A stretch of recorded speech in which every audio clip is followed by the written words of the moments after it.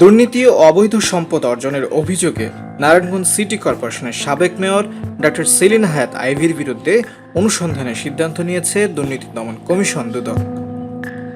বৃহস্পতিবার দুদকের প্রধান কার্যালয়ে কমিশন থেকে এই বিষয়ে সিদ্ধান্ত নেওয়া হয়েছে বলে সংস্থাটির ঊর্ধ্বতম একটি সূত্র নিশ্চিত করেছে।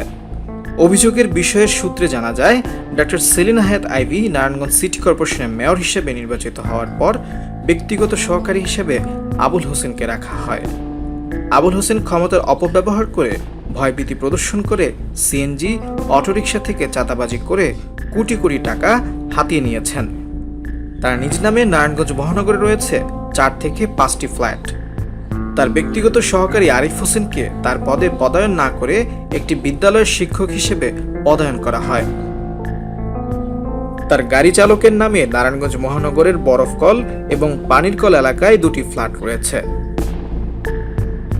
সূত্র আরও জানায়, নারায়ণগঞ্জ সিটি কর্পোরেশনের সিদ্ধিরগঞ্জ অঞ্চলে একটি কঠিন বর্জ্য সংগ্রহ এবং অপসারণ ব্যবস্থাপনা প্রকল্পে প্রতি বছর কোটি কোটি টাকা লোপাট করে তার 2 ভাই আলী রেজি রিপন এবং মোহাম্মদ আলী রেজা উজ্জ্বল।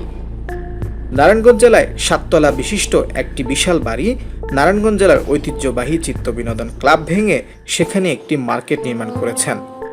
বাংলাদেশ রেলওয়ের 18 একর জমি দখল করে সেখানে শেখ রাসেল পার্ক নির্মাণ।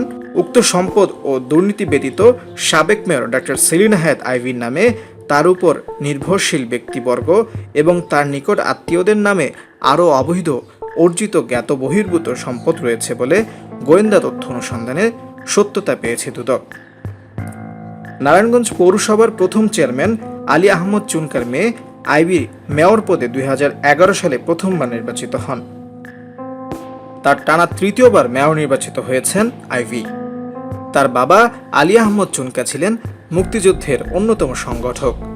নারায়ণগঞ্জ পৌরসভার চেয়ারম্যান, জেলা আওয়ামী লীগের সভাপতিও ছিলেন।